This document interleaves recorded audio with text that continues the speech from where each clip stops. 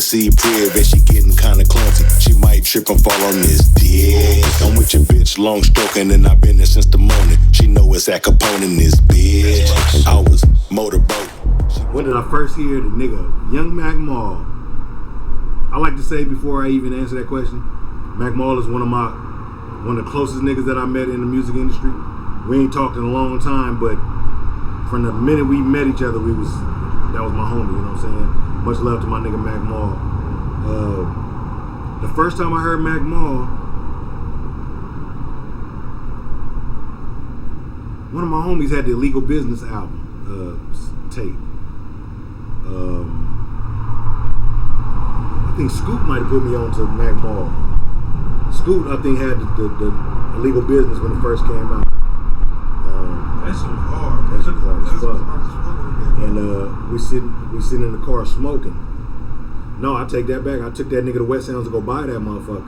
Hey, Ed, take me to West Sounds real quick, nigga. I need to go buy this Mac Mall real quick. I was like, Mac Mall? For real? So I smashed over there. We went and bought that motherfucker.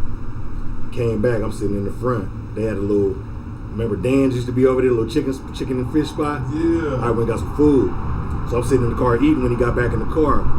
So he opened that shit, threw that shit in the deck. And Sick With This came on. First song, Sick. Ugh, I was like, ooh.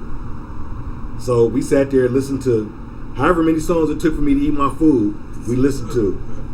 And I didn't even cut the car off. I ate my food.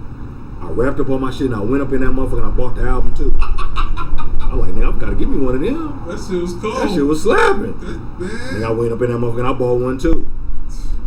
So that was the first time I heard Mac Mall. Scoot had bought it. I sat in the car, listened to it while I was eating, and by the time I finished eating, I went there and bought that motherfucker myself. We got booked for a show in Seattle, and it was us, Mac Mall, and SIBO. It was like a whole weekend. Now, at this point, this was when Backstreet Life had Going Insane that just came out. This was '93. Going Insane that just came out. And we was the top 3 albums that year. It was us, Going Insane, Illegal Business, and Gas Chamber. '93. God damn, I didn't know that. Yeah, so we was like the hottest niggas at that time. This Chronic came out on '92. Like, at the end of '92. Yeah. I mean, Chronic was the biggest shit. Yeah. It was way bigger than us, but as far as Bay Area shit, Oh yeah. we was the top 3 that year, '93. Going Insane, Gas Chamber, and Illegal Business. Because we was doing hella shows together. We was always getting booked together during that year. And we went to Seattle. We did like a couple dates in Seattle. And that was the first time I really realized how big we was outside the Bay Area. I just thought we was regular. And then we went to Seattle, my nigga.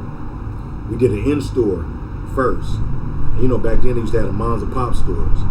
We did a moms and pop stores, and this was the same moms and pop stores that put Sir Mix-a-Lot on. And damn, I forgot to not Creative Music.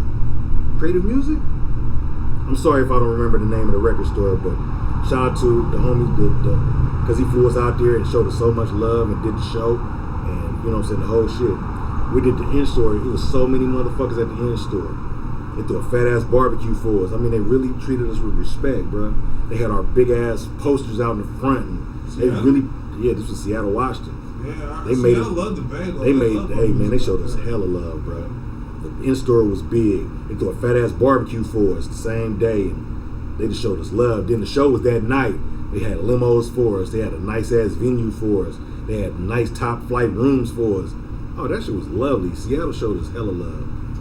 And that was us, Mac Mall, and SIBO. When we first got there, we got off the airplane. They had a white van waiting for us to pick us up from the airport. And we smobbing through, we riding through the driver was hella cool, taking us to all the little spots in Seattle. I think we had like an hour or two before we had to get to the in-store. So we just riding around killing time and shit. We riding down Broadway.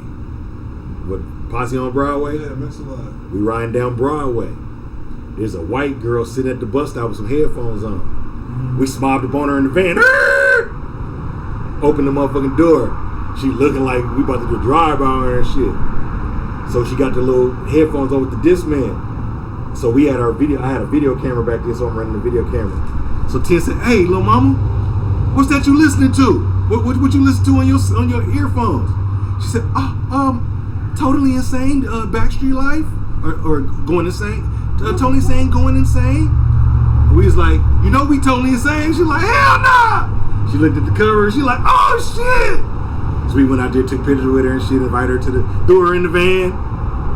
Come on, you rocking with us today. God damn. Threw her in the van, took her to the in-store with us and shit. She kicked it with us the whole day. She called some of her friends and shit. Her friends came to the in-store. We just kicked it, had a great time. But it was us, Mac Ball, and Sebo. That night at the show, I mean, that was a live-ass show. I think we went on last. Did we go on last? I think we went on last. And Sebo was already out there. Sebo had already had motherfuckers out there. Us and Mac Mall was kind of like new out there. We didn't really know what was going on out there. But Sebo was already, you know what I'm saying, kind of familiar with the area. So we rocked the show. And right after we got off stage, Sebo ran on and he said, hey, after party at the Woo Woo Woo. That was the hotel we were staying at. I forgot where we were staying at the Doubletree or some shit where we were staying at. After party at the Doubletree. Nigga. We went to Denny's to go grab something to eat. By the time we finished eating at Denny's and got back to the room, that motherfucker was packed. You couldn't get in his own room, what? Man, we couldn't even get to the room. So we finally wiggled up through there. So it was hella motherfuckers out there. So what happened toward the end of the night, this is the story I heard. It was a chick that was looking for Mr. C. She was going through looking for Mr. C. I guess Mr. C had hollered at her at the show. She came to the room looking for Mr. C. Because RBO, I'm sorry, I forgot. RBO was there too. It was us, RBL, Mac Mall, and Sebo. She had came through looking for Mr. C.